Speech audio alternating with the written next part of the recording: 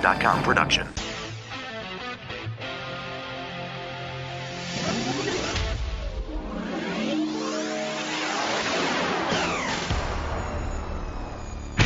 Your healthy radio addiction starts now. Power to the people! The Laura Ingraham Show.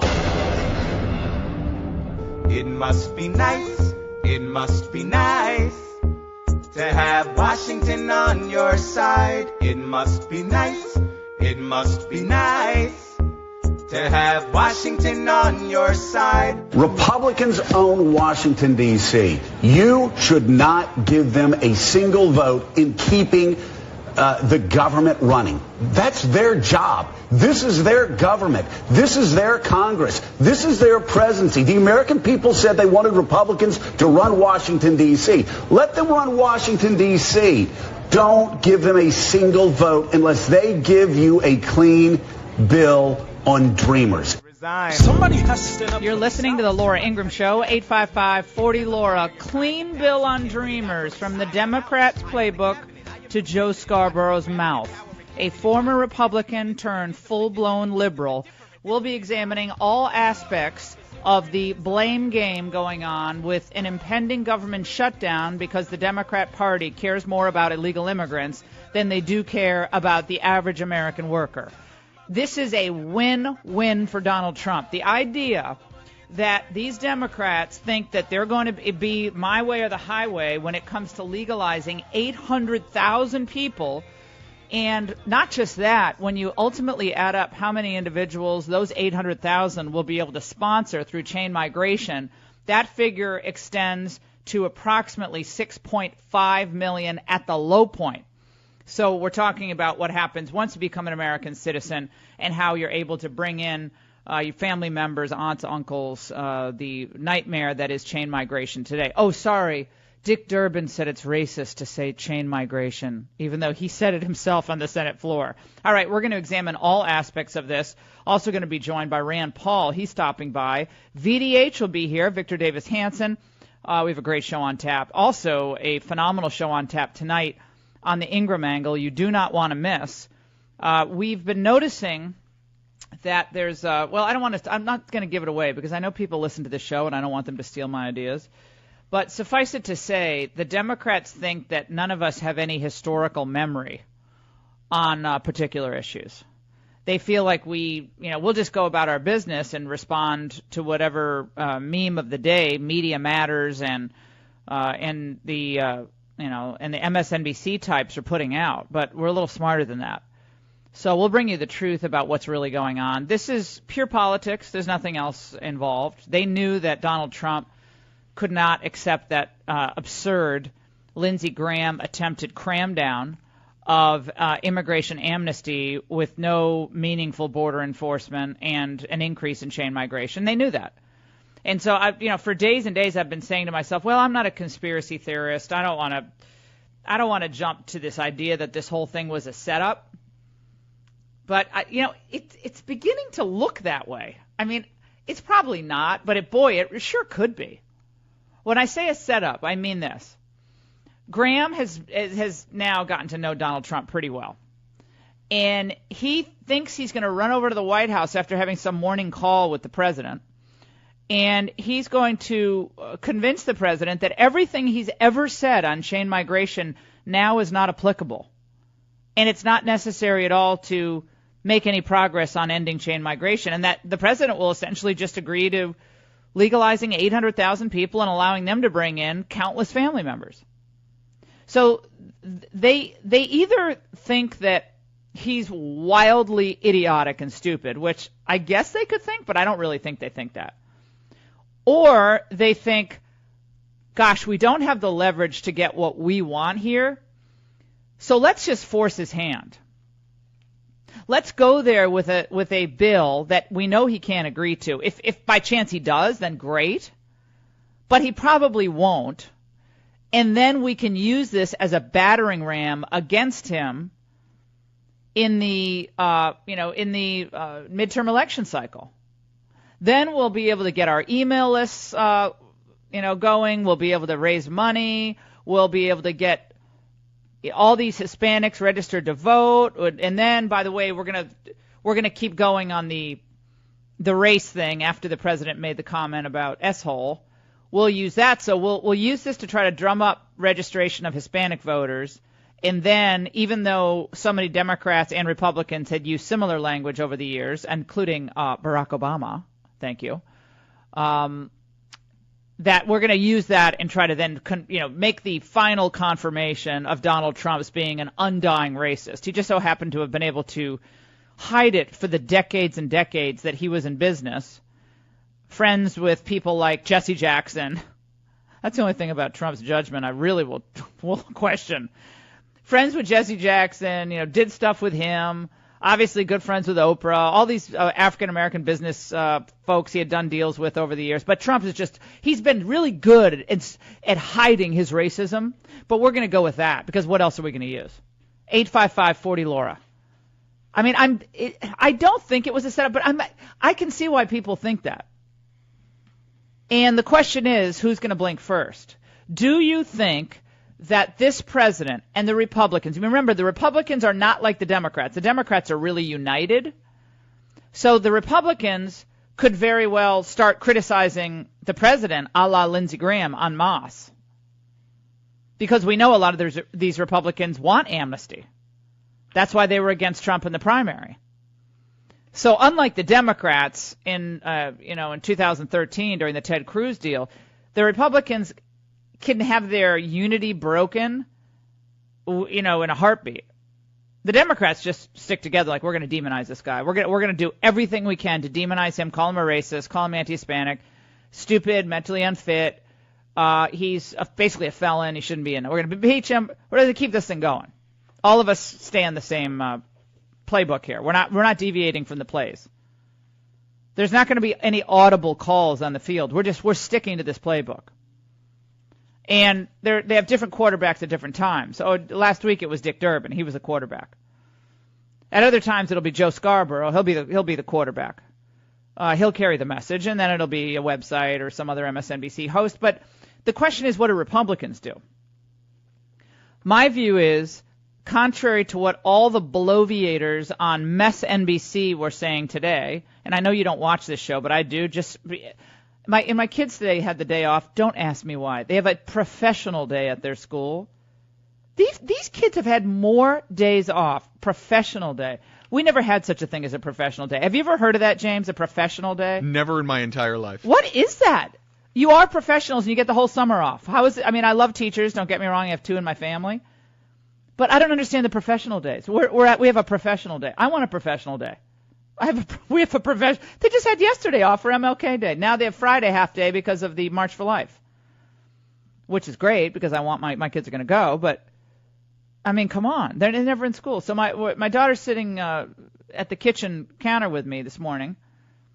I whipped up some eggs with chopped up lox and pepper jack cheese, and it was good. Wow, that sounds scrambled delicious. eggs. Oh yeah, it was good. I think I had 4 eggs. Is that bad?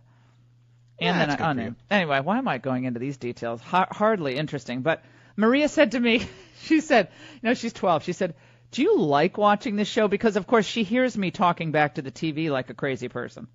She said, do you like listening to this show, watching? I said, do I look like I'm enjoying this? She said, no, so why are you watching it? I said, well, Because that's you're a glutton question. for punishment. No, I said, I have to do it for my show. And she said, oh. She said, that one always seems angry. She was pointing to Joe. That one always seems angry. I said, his head is about to blow off his shoulders, and because he's so jealous of President Trump because he wanted to be president. Joe Scarborough wanted to be president, and Donald Trump beat him too, and Joe Scarborough will never be president. And then she said something about his forehead being really tall. And then I ended the conversation. Like, we don't talk about the way people look. It's not nice.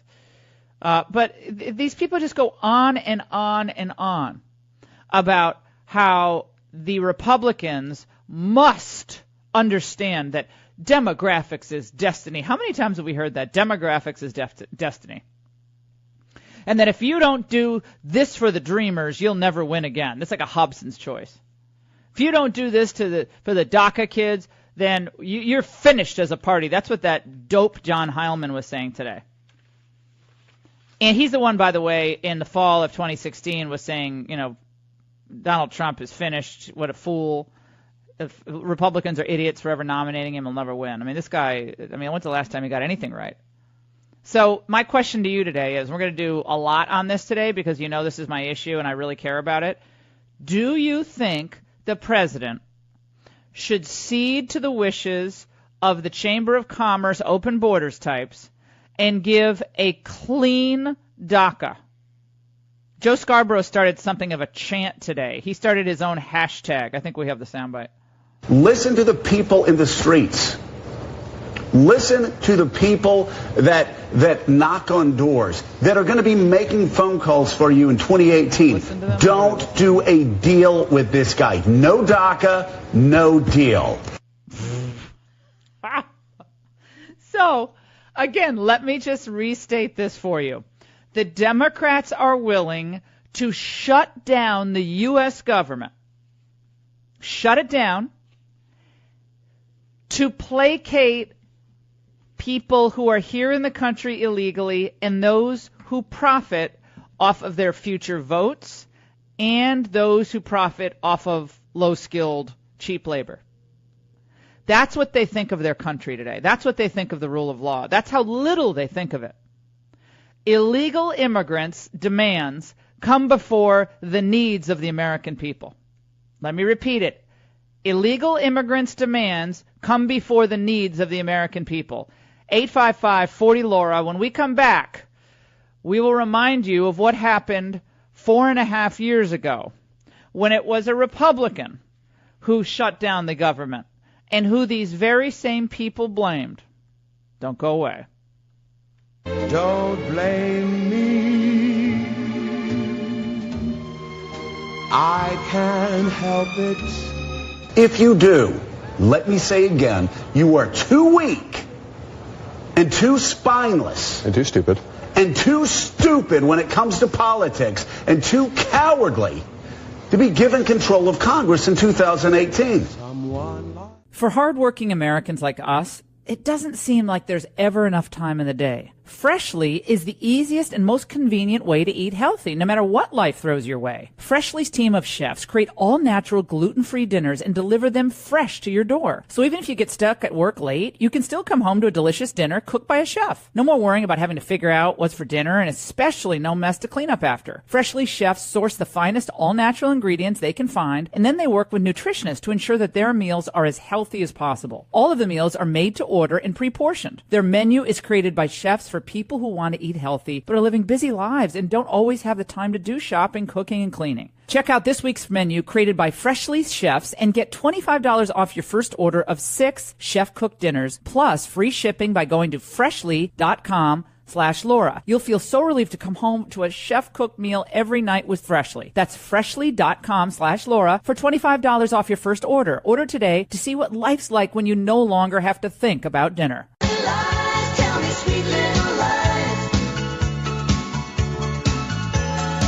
It was so obvious, listening to the DHS secretary, listening to Tom Cotton, listening to David Perdue, it was so obvious that they were lying, that they were holding on to a legalistic semantic argument to lie about Dick Durbin, saying, oh no, the president never said anything like that.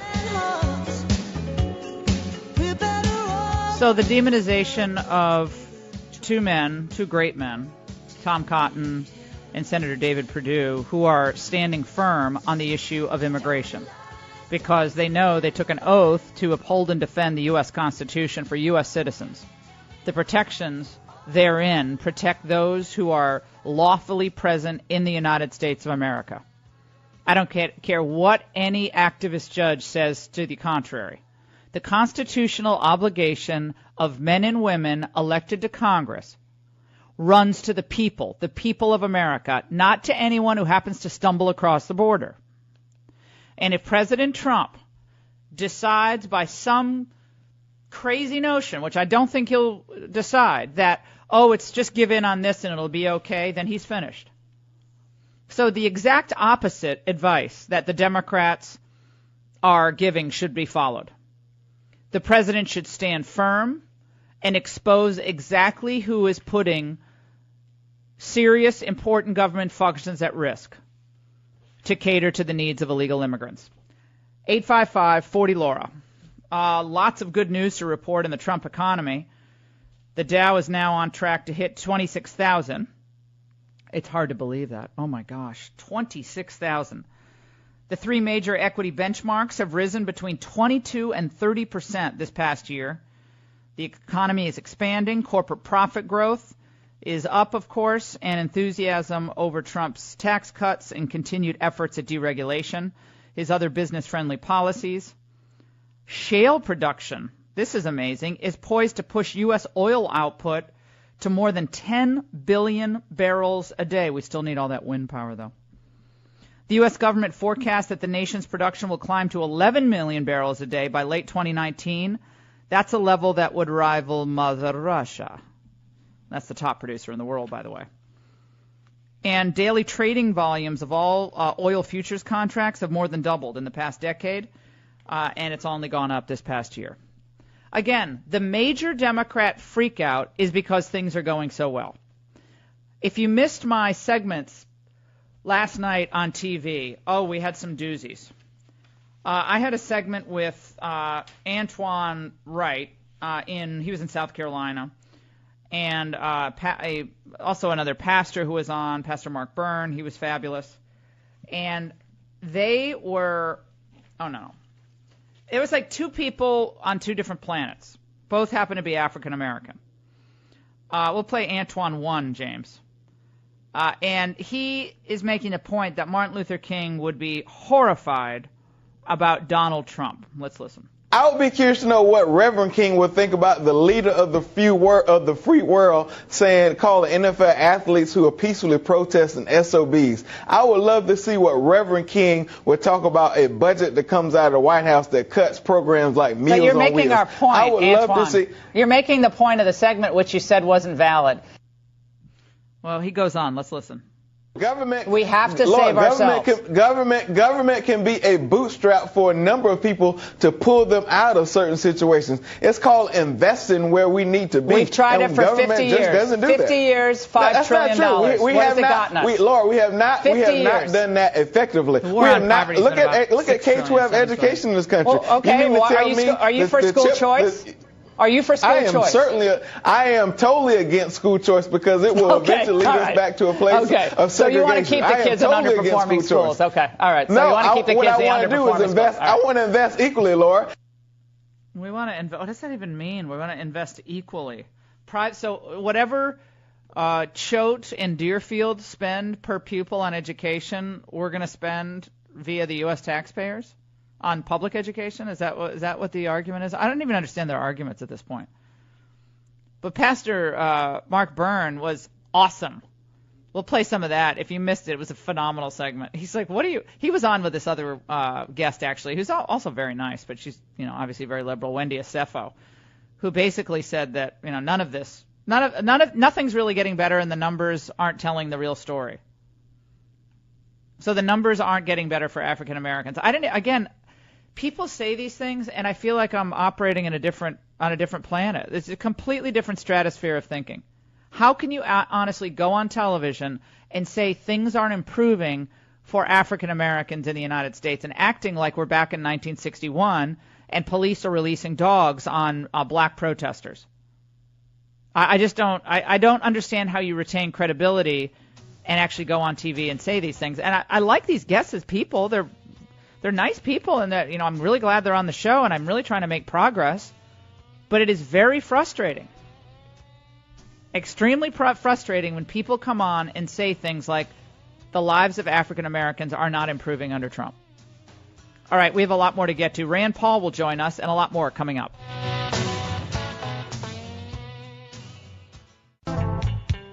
False accusation, I can't take back.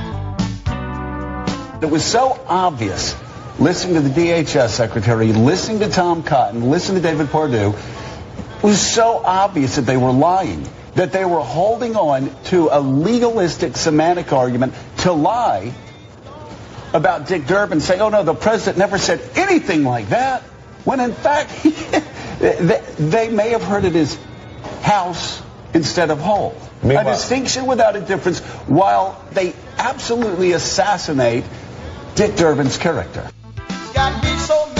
You are listening to your Healthy Radio Addiction, the Laura Ingraham Show, 855-40-LAURA. This is the new Democrat line of the day.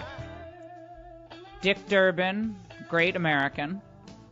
Tom Cotton, veteran, served his country in active combat. And David Perdue, senator from Georgia, bad dudes just lying. This is insanity. But this is the way it goes in D.C. And this is why you can't pay much attention to any of this, because it always is whose ox is being gored. That's always the question. 2012, they blamed the shutdown on Ted Cruz because Barack Obama would not budge. Barack Obama back then was hailed as a smart negotiator because he would not give in to Ted Cruz. But now Donald Trump won't give in, and suddenly Donald Trump is the evil, racist ne'er-do-well. Joining us now, my friend, I'm delighted he's with us, Senator Rand Paul from the great state of Kentucky. He joins us now. Senator Paul, great to talk to you. How you doing? Very good, Laura. Thanks for having me.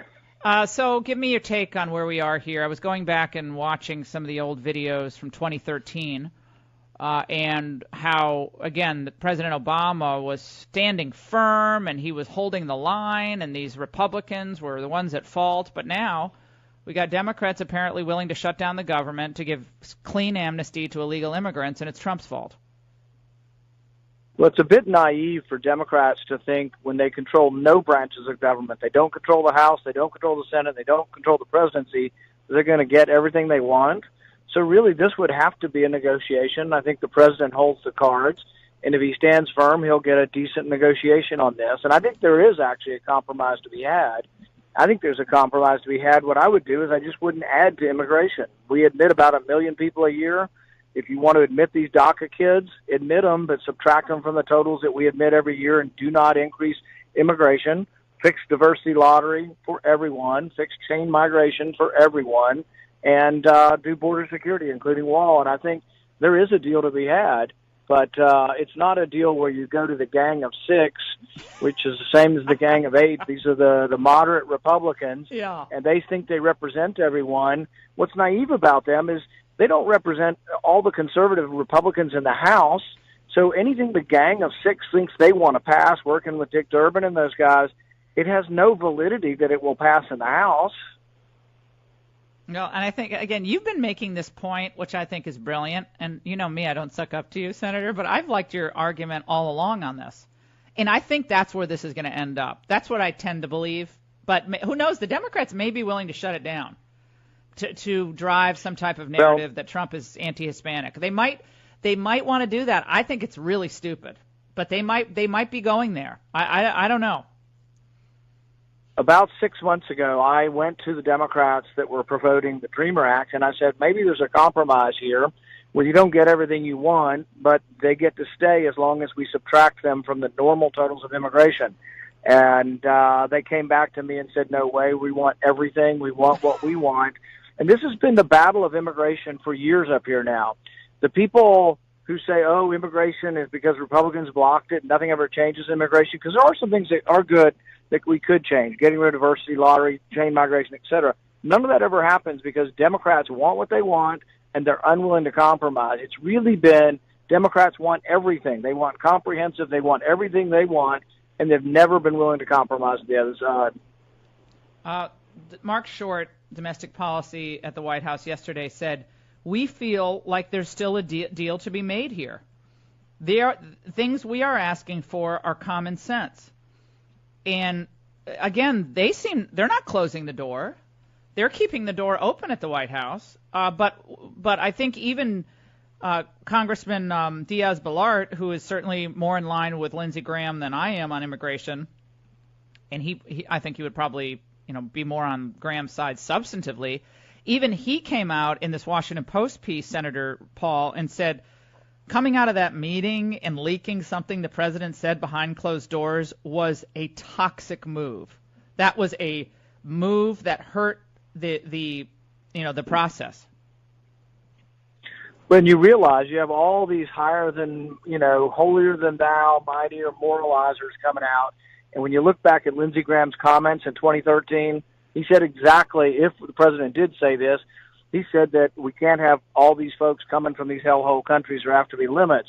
And I'm not saying that's a good way of putting it for Lindsey Graham or the president, but when he said it, nobody was calling him a racist, and now he's a great statesman that everybody's looking towards for talking to President Trump and telling President Trump he was wrong. But in reality, there is a valid point. More people want to come from economically distressed countries than non-economically distressed countries. And so there do have to be the recognition that if everyone could come, there was a survey done a couple years ago and said if everybody who wanted to come could come to the U.S., 700 million people would come next year. And so we can't have all of them coming. So obviously we do need to be aware that more of them want to come from economically distressed areas. If the debate had been in those terms, we never would have gotten into all this other stuff. But we are where we are. The left is making it worse by continuing, the left-wing networks, the left-wing politicians, by continuing just to make this all about calling the president names. And now the hashtag is no DACA, no deal. So that is what is trending on the left right now, and MSNBC this morning picked up on it.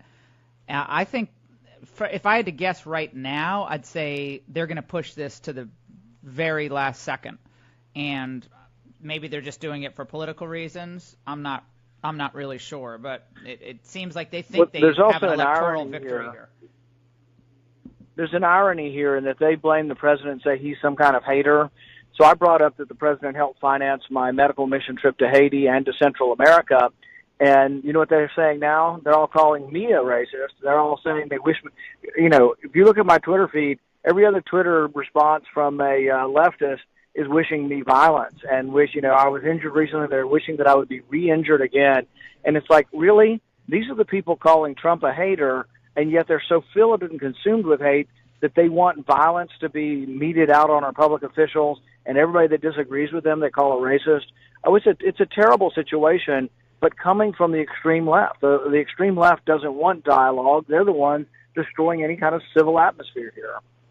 Well, and it's a shame because on Martin Luther King Day yesterday, we ended up having on our show on Fox, on the Ingraham Angle, we had really interesting conversations about the full life of King and how as a preacher, the core of King was the Bible. That's where he always was. It was always coming from the Bible, and it was a love of God, sacrifice for your fellow man, love over hate, and the left has turned King into a completely secular progressive, so much so that CNN tweeted out that he was socialist before it was cool, and he was an environmentalist before it was cool. And so tagging MLK with all of these reflexive left-wing issues. Of course, he was pro-life, as was his father, and it was before Roe versus Wade, but the sanctity of life, the idea that Dr. King,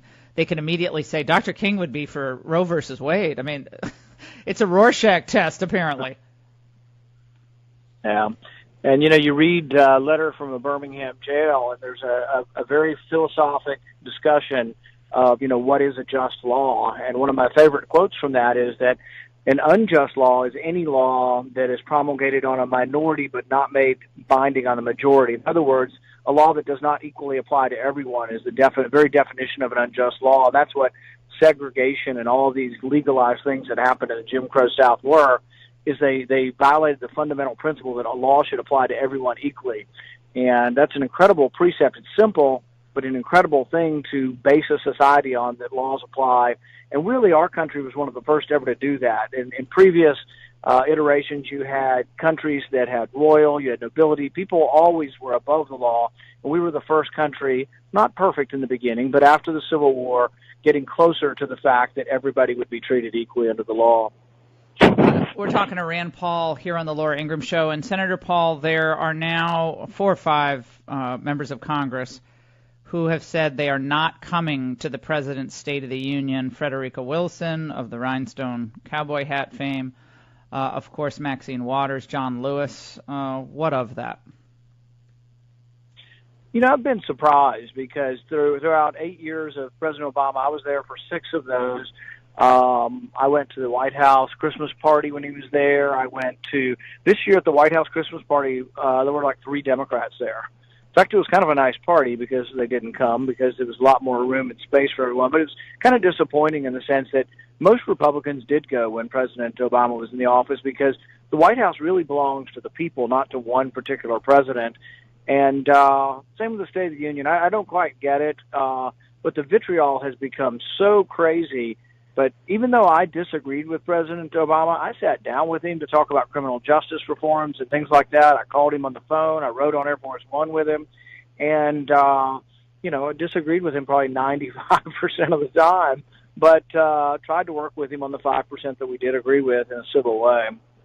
If you had to give President Trump some advice here, and I know you're probably loath to do that, but just where we are now with the toxicity of the conversation, and the left is clearly just using any opportunity to brand him as a hater or a racist or what have you. How would you advise that he make progress here, if that's possible? I think on policy, the first year was just an incredible success. Justice Gorsuch was a great success. Getting rid of 15 regulations, great success. Big tax cut, great success. A lot of good things happened. But I would say that intemperate language doesn't help. And so I think we could do even better. We'd be less distracted if we had less of the daily dialogue. And I know that's what he's famous for, and he likes talking directly to the people. But I think if there was less ammunition, we'd get less distracted from the good things that he has done and that we've all been part of. Well, and I think I would agree with you on that. I think, however, regardless of what he said behind closed doors, I mean, he could have served them tea and crumpets and given them commemorative, White House cufflinks and said, "Look, I can't do this deal." And there would have been something that they took out of that meeting that they would amplify and claim was an insult to the Dreamers or an insult to, to the people. If not his comment about S-hole, there would have been something else. Because, even when the president remember when he went to that, church in Detroit and had those amazing moments, the media almost didn't cover it at all. If I didn't run on it on my own digital recorder, I would have never seen it. Yeah, and look at the whole Russia thing. You have whole networks that go crazy on this thing. They're still going all on collusion. And really the only evidence we have of collusion right now, the only evidence we have of somebody in Russia being paid for information during the campaign was Hillary Clinton's Oppo research with Chris Steele paying Russian agents for fake dossier information that they stuck in that dossier. That's the only proof we have of actual collusion with Russian agents of the government was Hillary Clinton's campaign paying the Russians, and yet all we still talk about, and that's what I keep asking the left-wing commentators is, well, if y'all want to keep this Mueller investigation going on, I guess we need to investigate the only evidence we have of collusion so far, which is Hillary Clinton paying a British spy to buy information from Russian agents. Well, I appreciate your logic and common sense on this immigration issue. Senator Paul, you've never been one to be pulled in one way or another on these issues, and I think results ultimately will have a huge effect on the way people think and feel about these issues, regardless of the bloviators out there. And come on TV soon. Give my best to all your staff. Senator Rand Paul here on the Laura Ingraham Show. A lot more to get to, including the latest from the crazy left, as Senator Paul said, on the Russia investigation. Don't go away.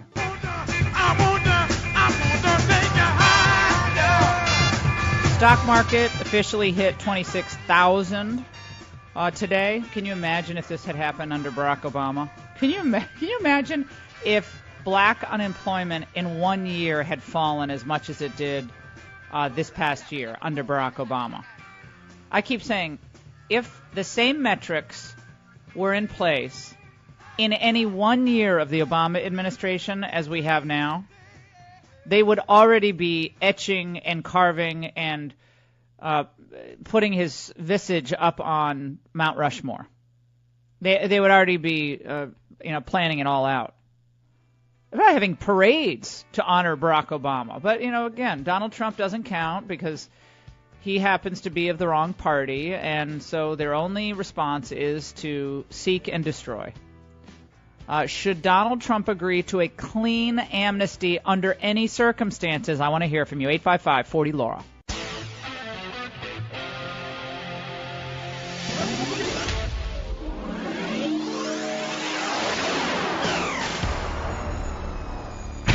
Your Healthy Radio Addiction starts now. Power to the people! The Laura Ingraham Show.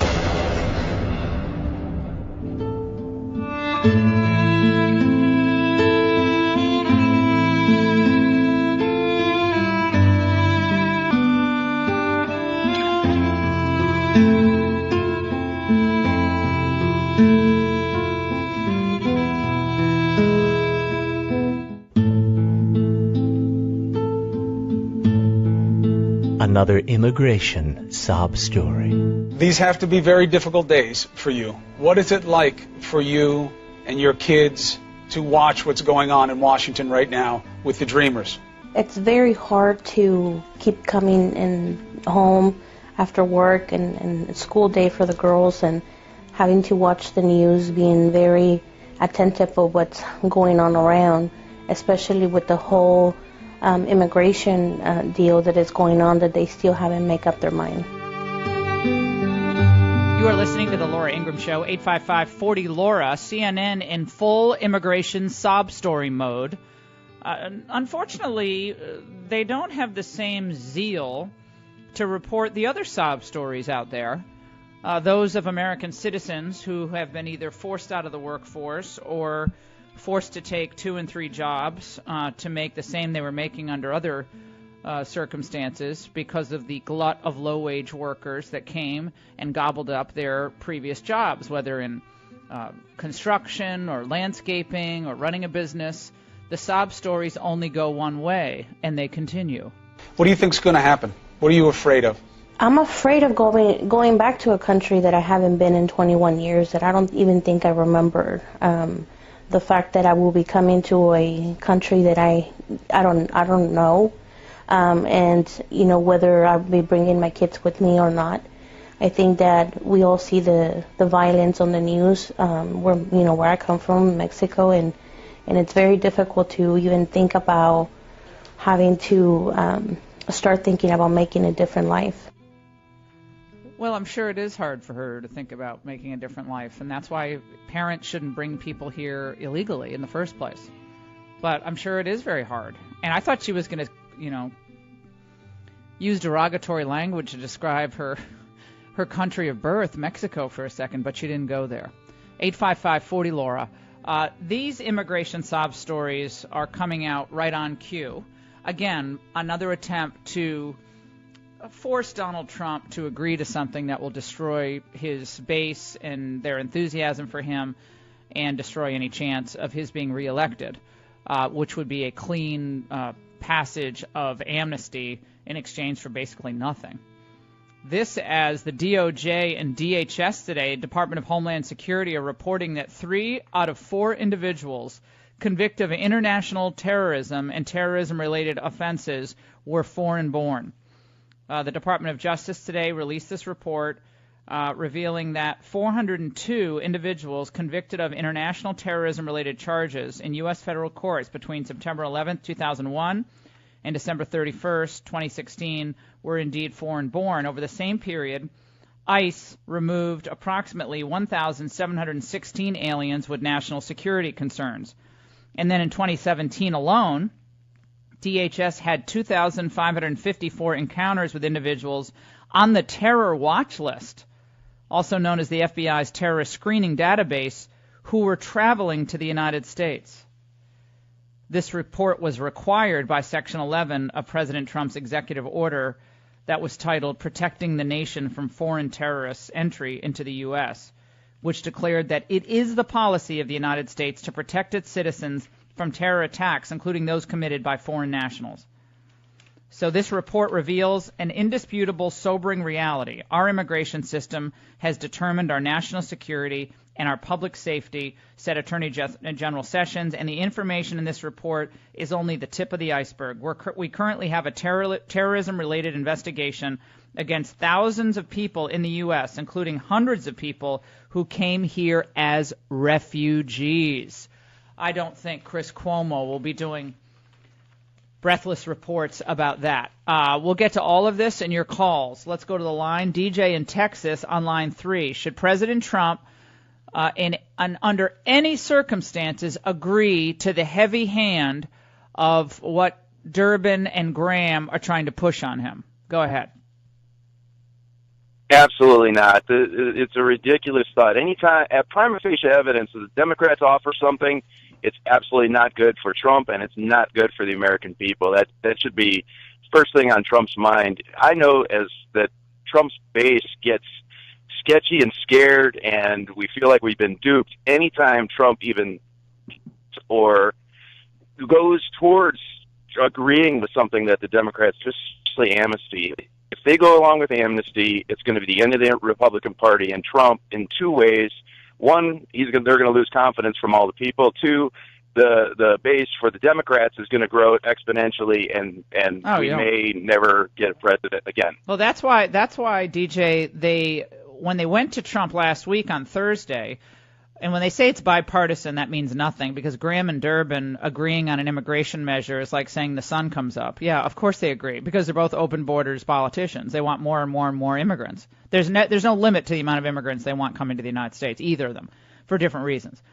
But the idea that 800,000 people who are here illegally can then bring in millions more via chain migration is just that does spell the total end of the GOP. And Trump is not a moron, contrary to what they might think. He wasn't going to agree to that. They knew it, though. They had to know he could never agree to that. And so then they go out of the meeting and they leak this, the colorful language from Trump, which I don't approve of, but nevertheless it was similar language used by both Lindsey Graham and Barack Obama to describe other countries, third world countries, countries with real problems. And big deal, as if these Democrats suddenly have the ears of a child, a 5-year-old child. They've never heard this language before. Oh, it's racist. Oh, get out of town. Stephanie in Alabama on line 4. Miss Stephanie, do you feel like these poor sob stories being trotted out all over CNN and MSNBC, that it's our hearts have to open to these dreamers and these DACA people, and we've got to do something for them, Stephanie? Laura, do you want me to tell you the real sob story of immigration? This false sense of humanity that the Democrats are spewing is horrible. I'll tell you the true story of what happened. Several years ago, a recruiter goes down to Mexico and tells this family, hey, I've got this farmer. He's got all this work for you. Come to America. It's the best thing that will ever happen. These low-skilled workers come over with, oh, I'm going to make all this money in America. Well, they get here, and the farmer uses them for one season to pick a crop, and the farmer doesn't have to provide any safe work conditions or anything because he knows he's not going to get sued for workers' compensation, or they're not going to complain. They move 8 or 9 people in a single wide trailer, and once that crop, they're done. They have nowhere else to go. They have no food. They have no income, and we're supposed to let more people come in and live in these conditions? I just don't understand. They're telling me that there's not enough work to go around. They go from farm to farm to farm, and they're like, nope, we're full. And they're like, you're going to let more people in, more unskilled people in? No, it needs to stop. These people are living in substandard conditions, but the Democrats say we're inhumane for wanting to stem the tide of illegal immigration. Yeah, who's compassionate now? And why is the compassion only run one way? Why don't we express the same concerns and compassion for the American worker, the inner city family, whose best job could be working perhaps at McDonald's? And by the way, try to get a job at McDonald's in Northern Virginia. It's all, for the most part, it's all Spanish-speaking workers now. I noticed that. A lot of Spanish-speaking workers. I mean, that's fine, but are there no people who need those jobs? I mean, that's a job I had. I wasn't very good at it, but I did have it for a year until I got fired. So, why are entire industries now being occupied by only one ethnicity? Why is that happening? Why do the diversity people like that? How is that diversity? Why is every 7-Eleven owned by only one ethnicity in the area? Why is that? I mean, I guess you could just say they're better and smarter and more entrepreneurial. Okay. I guess we can go to the American people and tell them that.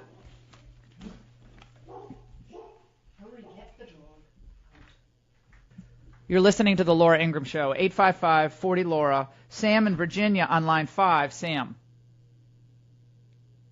Hey, good morning. First of all, again, welcome to Fox News late at night, at 10 o'clock. I'm glad to have you there. Appreciate the comments this morning. I'm very much concerned about the DACA thing. I'm not one that wants just to open this DACA thing to anybody who wants to come in. My feeling, these are immigrants, and if they're going to want to be U.S. citizens, they need to go through the exact same training and learning history of this nation, before they can be certified as a citizen and have the right to vote. Right now, the Democrats do not want to educate these people. All they want is their votes, and quite frankly, once they get it, they could care less about their welfare. They just want that vote, and if they can't read, all they got to learn to do is punch the D. And I think they are doing the country a great disservice. Unfortunately, this president, and you mentioned it earlier, that he uses this derogatory language in his tweets, and I think you and I would be the same. If he's going to call me names and things, he can have the best program in the world, and I'm probably not going to support him. And he's shooting himself in the foot. He's a brilliant man, and he has the right ideas. And if he could just get his ego under control, he could be thought of in the realm of Reagan and Lincoln and even Margaret Thatcher, the people who were true statesmen in this world. You know what I think? You know what I think, Sam? Stay on the line. I actually think he missed an opportunity yesterday on Martin Luther King Day. I think Donald Trump, his staff, I'm sure they suggested it, but it was shot down. He should have been in a church yesterday. He should have been in an African-American church. I don't care where he was traveling, if it's in Florida, if he's in D.C. He should have been in a church, and he should have been with African-Americans who were commemorating Martin Luther King and what he meant to them. Just showing up is really important. It's not the day to go to the Trump National Golf Course. I'm sorry. Optics are important, but feeling, it's your feeling. And I think he truly does want the lives of Americans to be improved regardless of race or where you came from or your religion. He wants everybody's life to be better. That's why he decided to leave his good life to be put through the meat grinder of what's happened to him day after day after day. Families being threatened with legal investigations. He's being threatened. They call him racist. I mean, it's a great privilege, but it's not like it's fun. So he does deeply care. I know that for a fact. But sometimes you got to do things that are uncomfortable, and maybe they're trying to frighten him out of black churches and not going to, because someone's going to scream out you're a racist. Let them scream out you're a racist. The fact that you're there and that you listen counts for an enormous amount. Do you agree with me on that? 855-40-LAURA. This new Justice Department report is a shocker, but not really. The terrorism that's come to our shores and attempted terrorist acts are coming from foreign-born individuals who either have ties here, came as refugees, or trying to enter the country, and Trump puts our safety and security first and foremost. When we come back, what happened the last time the Republicans were supposedly responsible for shutting down the government? What did the media do then? Whom did they blame? The double standard is again glaring. Stay with us.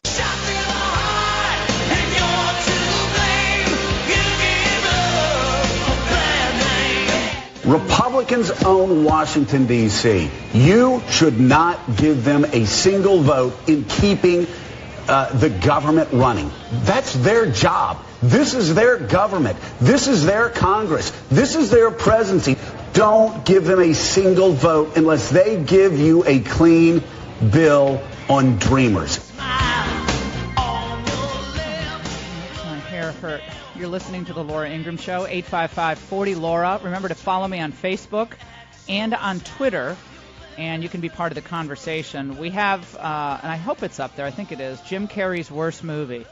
I want you to go to Facebook and vote on which movie is his worst. He trashed Trump the other day, so I decided to go back into his annals of horrific films, and so it's a fun little poll. So go to Facebook and vote. And Ingram Angle tonight, phenomenal show on tap. You're not going to want to miss the opening monologue called The Angle.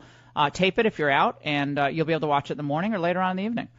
So we love having new viewers and spread the word if you would. All right, so that's Joe Scarborough, no DACA, no deal. He's officially a member of the far left Democrat Party now. He calls himself an independent. We should just call him Joe Brzezinski, don't you think? It's Morning Mika, and Joe Brzezinski is the co-host.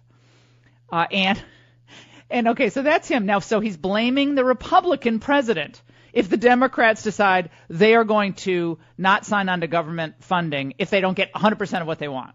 Okay, so he's blaming Trump. What did they do in 2013? Listen to this setup on MSNBC when Ted Cruz was standing firm with a Democrat president. It was billed as a big meeting. The first time top congressional leaders would meet the president since the shutdown began. But in the end, Speaker John Boehner characterized the evening meeting at the White House as little more than a polite conversation with no headway. President Obama reiterated that he won't negotiate over his signature health care bill. Right, no negotiations. Obama says no, not going to negotiate at all. Then this is where it went.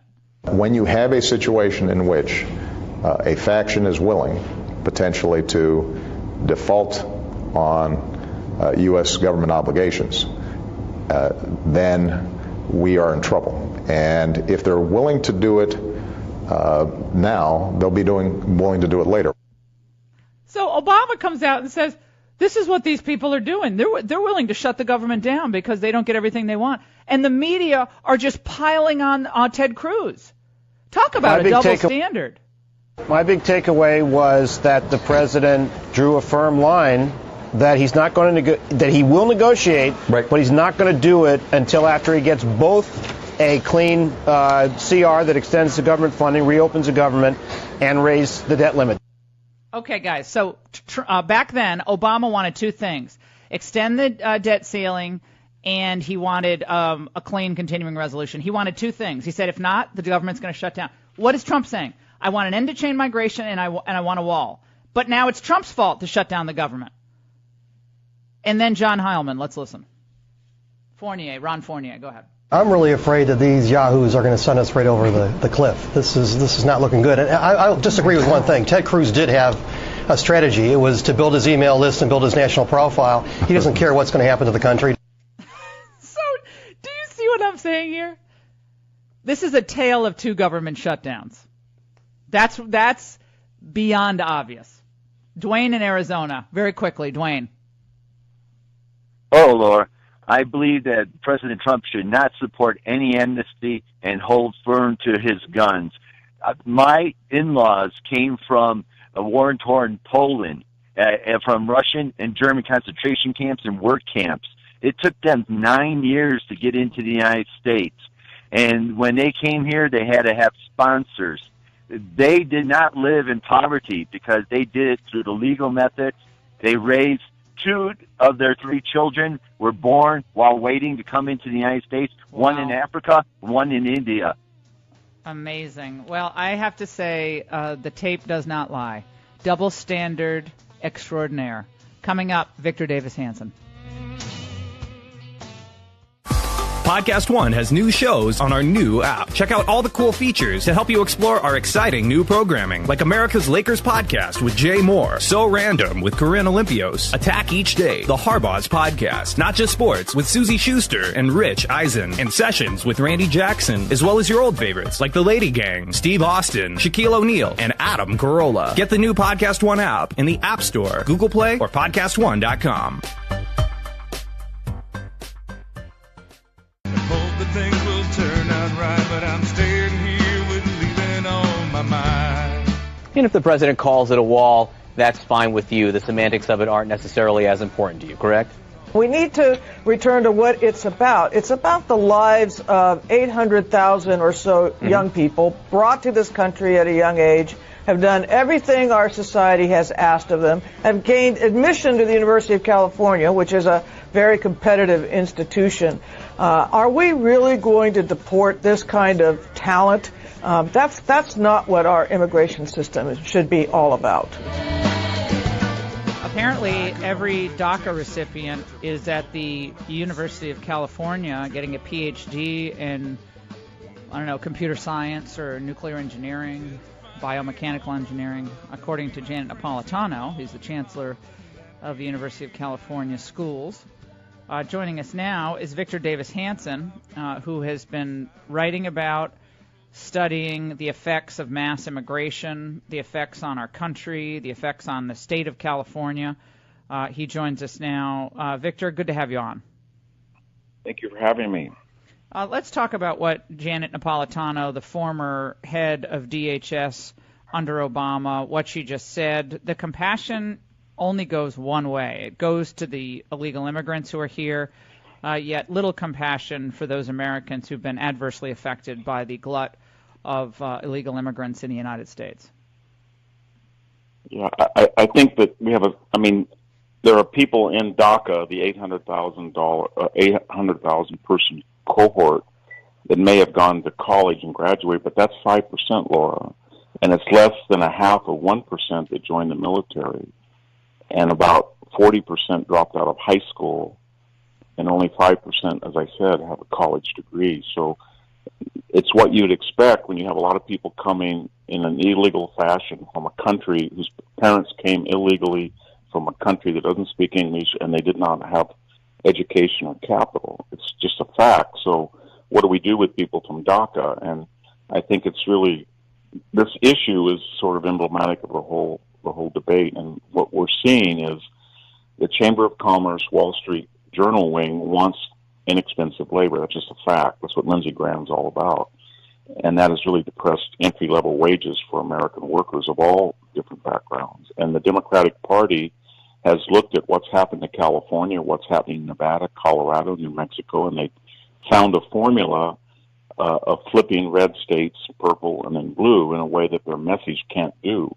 So for Dick Durbin to go into a meeting and expect him to be sincere or to be serious about negotiating away illegal immigration is crazy. They don't want to negotiate away. And their mindset, it's not broken. It never was broken. It's wonderful. And that is more or less true of the Jeb Bush Wall Street Journal wing of the Republican Party.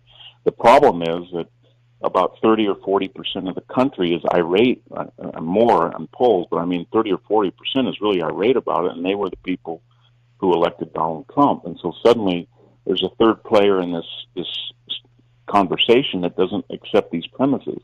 They want to, support the law, enforce the law, and as far as the people are here, they're willing to make a deal if you say, if you're not on public assistance, if you've been here 4 or 5 years, if you are willing to pay a fine, if you have not committed a crime, we'll give you maybe a green card in exchange for E-Verify, end the chain migration, build a wall. But that's not going to happen because the Democratic Party cannot afford to make that deal. Jennifer Palmieri said that when she wrote a memo saying the DACA cohort is absolutely essential to our electoral strategy.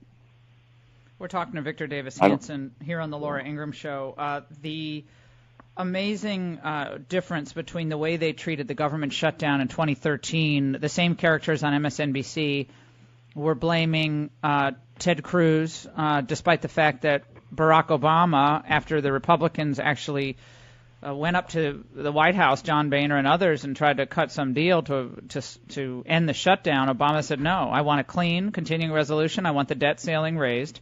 Those are my two non-negotiables. For that, he was heralded as a strong and powerful leader.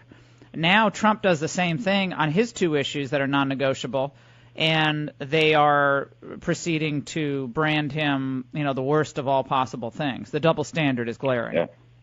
Yeah, I don't think, though, historically, when the Republicans did it in 95 and 96, they had a little bump, but Clinton really benefited from that. Any party who shuts down the government, whether it's legitimate or not, or for good or bad cause, is not going to come out ahead politically, I don't think, and especially in this case, because the average voter is going to say, wow, they shut down the post office, they shut down the government over the status of people here illegally. This is crazy. So that's a losing message, I think, for the Democrats. I know, and they're trying to blame Trump for it. When the Trump's White House yesterday in the Washington Post said, we're more than willing to come to some kind of agreement here, but it has to be ending chain migration. It has to be a real enforcement. I don't think they can afford to do that. Yeah, I don't think. See, if you end chain migration, if you end open borders, and you have a melting pot assimilation paradigm, then you're basically saying to the Democratic Party, someone who came here from Mexico is going to be like an Italian American. If his name is Lopez or Martinez, he's going to be no more predictable politically than is Cuomo or Giuliani as a surname. And we're going to treat people as individuals based on the content of their character, not their tribal affiliations or their appearance. And the Democrats don't have confidence in the progressive message to appeal to 51% of the people. And their way of thinking, we can't afford to do that because we've had 13 million, 14 more than that probably come in, and they become dependents or wards of the state, at least in some cases, and we offer them a whole basket of entitlements and quid pro quo fashion, chain migration. It was all there in Jennifer Palmieri's memo. We can flip red states like Colorado, New Mexico, California. We can flip them blue. And I just don't think they're going to negotiate that away. So they will then move toward this government shutdown and then seek to blame Trump for it, and then the media will join in. I think that's their strategy. And I don't think it's going to work. I think people are going to get angry, and then they're going to be forced to make some concessions. But they're never going to say, we want to give up open borders. They're just not going to do it. The old Democratic Party, remember Bill Clinton to Jimmy Carter said, open borders are bad. Cesar Chavez went down with thugs and tried to stop illegal immigration because they said, it's competition to unionization. It takes away entitlements from the poor.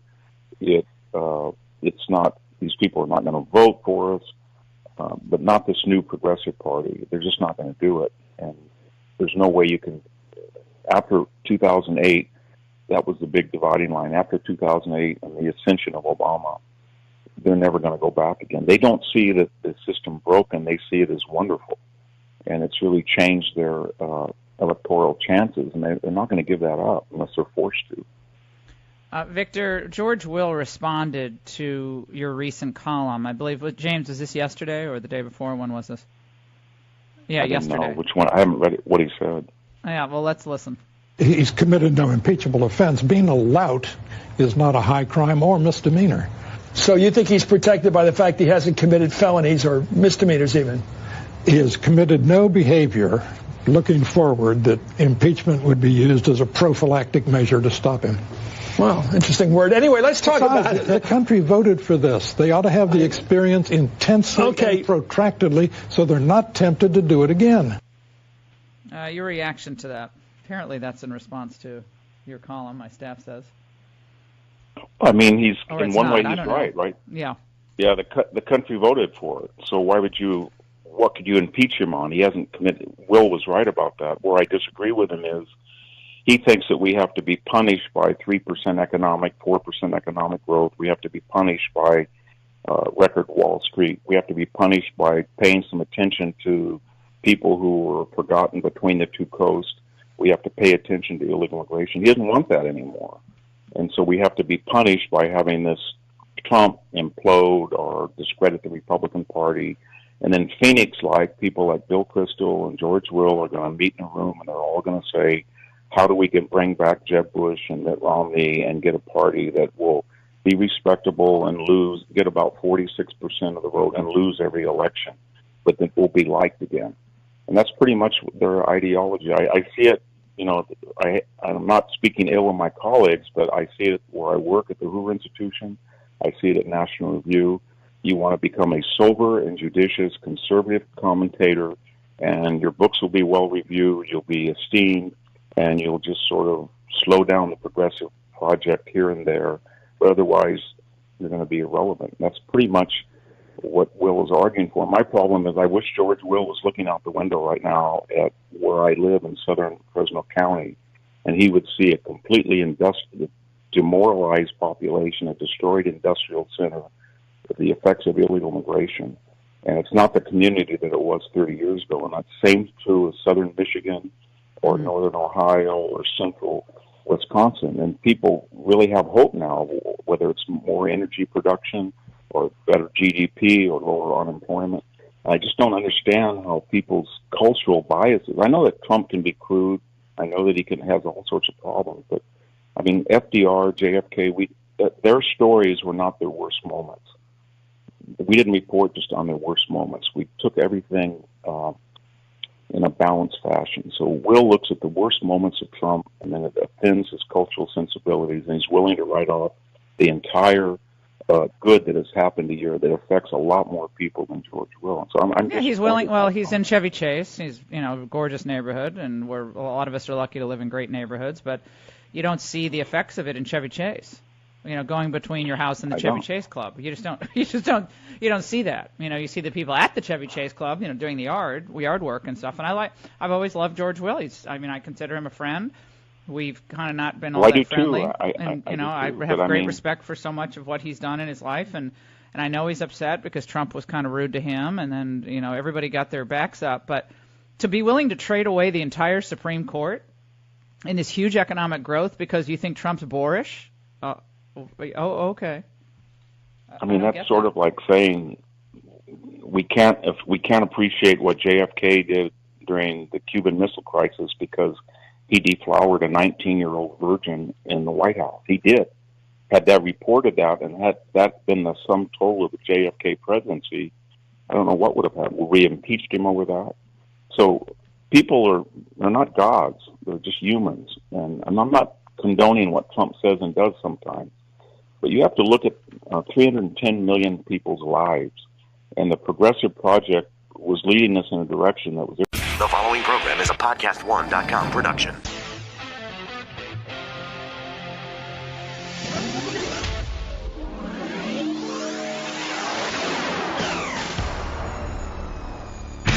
Your healthy radio addiction starts now. Power to the people! The Laura Ingraham Show.